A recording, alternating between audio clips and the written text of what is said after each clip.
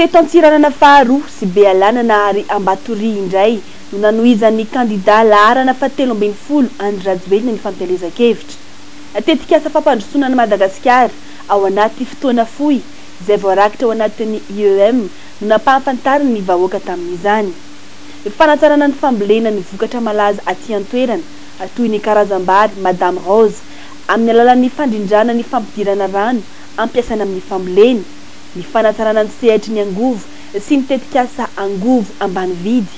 Ireo tamin'ny ankapobeny no nifantohan'ny fifanakalozana teo amin'ny candidat Andry Rajoelina sy ireo vahoaka ny aino azy. Nanolotra vahaolana ho an'ny faharatsian-dalana aty amin'ireo distrika ireo ihany koa ny candidat laharana fahatelo ambin'ny folo Andry Rajoelina.